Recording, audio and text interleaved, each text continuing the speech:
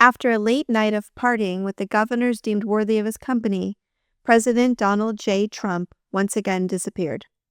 His retreat followed the same quiet, calculated pattern we've come to expect.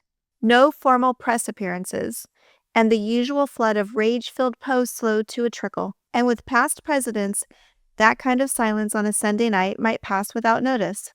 But with Trump, it almost always means one of two things. Either something big is being plotted behind closed doors, like an imminent attack on Iran, or he's too physically and mentally depleted to be paraded in front of the camera.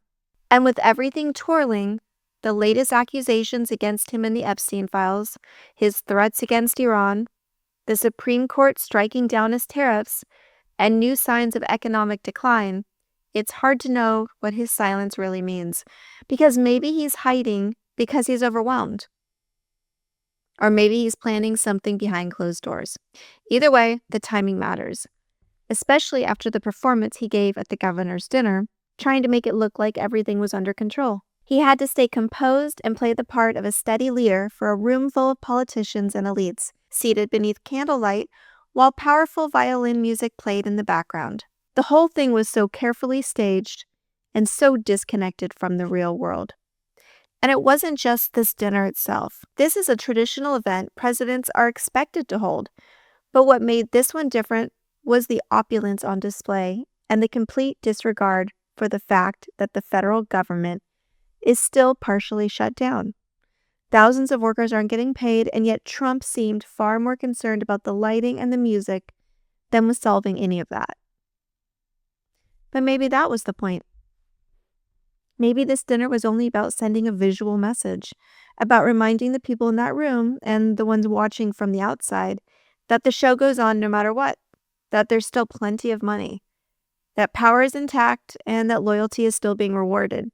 Because these were the governors who stood by him, even as he tried to dismantle constitutional checks, even as he threatened political enemies, and even as the legal walls close in. And like authoritarian leaders before him, Trump understands something very clearly. If you can surround yourself with gold and music and deference, you can sell the illusion that everything is fine, that there's nothing to worry about, that the chaos you're causing isn't real because, look, there's a violinist playing, and the flowers are beautiful, and the president looks steady at the head of the table. That trick has been used before. Hitler wasn't known for his personal luxury, but the regime around him understood the political power of performance. So his 50th birthday was turned into one of the most extravagant national displays in Europe.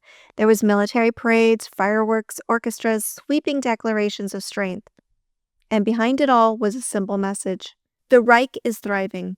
Stay loyal, and you too can have all of this. And then late in the day, Trump resurfaced. Not in the Oval Office, but on speakerphone in what looked like a locker room, calling in to congratulate the U.S. men's hockey team after their gold medal win. In the video, the director of the FBI is holding the phone in one hand and what appears to be an alcoholic drink in another, surrounded by players drinking open Corona beers. The whole thing looked less like a presidential moment and more like a frat house with the head of the FBI partying overseas with hockey players. And that's even after the FBI insisted this wasn't what it looked like. CBS News reported Kash Patel used an FBI jet to fly to Italy with plans to attend the Olympic men's hockey games, according to their sources. In response, the FBI spokesperson, Ben Williamson, posted online, and I quote, "This article is designed to mislead. CBS is just looking at public flight tracking, guessing, and then filling space with old information and quotes from Democrats. No, it's not a personal trip. Director Patel is on a trip that was planned months ago. It includes partner meetings with Italian law enforcement and security officials, meetings with Ambassador Fertitta, meetings with legal staff, and more.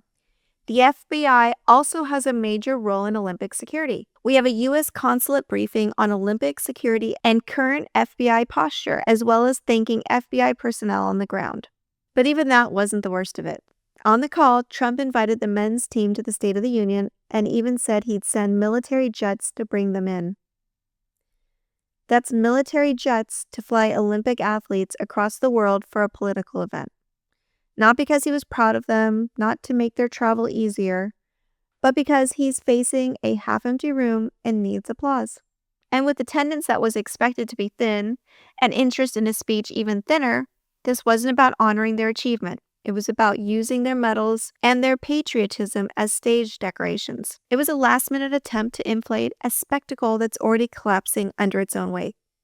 It was one more reminder that Trump doesn't treat the presidency as a responsibility. He considers it his latest reality TV production. And still, it got even worse from there. Because between laughs, he said he might have to invite the women's hockey team too, or risk getting impeached. He wasn't inviting them because they too are bringing home gold, nor because they deserve to be honored, but because it would look bad if he didn't. And he felt completely comfortable saying that out loud. That's how this man thinks. And my heart breaks for the women's team. They deserve so much better than how he just disrespected them. This is who the Trump administration is. This is the President of the United States and the Director of the FBI. And while all of this was playing out, something far more sinister was quietly unfolding in Washington, because a massive banner bearing Donald Trump's face was hung across the front of the Department of Justice headquarters. It stretched between two columns on the corner of one of the most iconic federal buildings in the country, blazed with the words, "Make America Safe Again." This is the building that once symbolized the independence of American law enforcement. The building that still bears the etched inscription in capitals, "Where law ends, tyranny begins." And now, it's been turned into a stage set for a man who wants to place himself above the very law that building was meant to defend. A convicted felon's portrait now hangs on the building that houses the agency traditionally tasked with keeping law enforcement independent from political influence. It's the symbolism that's most concerning, and how closely it copies the authoritarian playbook. This banner on the DOJ building is an ominous warning. His face right there, staring down at every person who enters the building, sharing the message without even saying a word that Trump is watching you. Do what he says to do. In North Korea, portraits of the supreme leader hang on government buildings as a reminder of who controls everything. In Putin's Russia, the imagery of power is everywhere, and it's designed to make resistance feel futile. In Cuba, the same kind of imagery has been used for decades. In every authoritarian regime in modern history, the face of the leader becomes the face of the state, and the two become indistinguishable. That's what this banner represents, not patriotism or pride, domination. Former FBI Director James Comey, whose politically motivated prosecution by the very DOJ was recently thrown out by a federal judge, pointed out the bitter irony. The administration, he said, forgot to cover the inscription, the part about tyranny. And then came the Greenland stunt. Trump posted on Truth Social, "Working with the fantastic governor of Louisiana, Jeff Landry, we are going to send a great hospital boat to Greenland to take care of the many people who are sick and not being taken care of there. It's on the way." And that included a very poorly generated AI image of the USNS Mercy cutting through Arctic waters. And this is where this story gets even more absurd. Greenland has universal health care. Treatment is free for all citizens.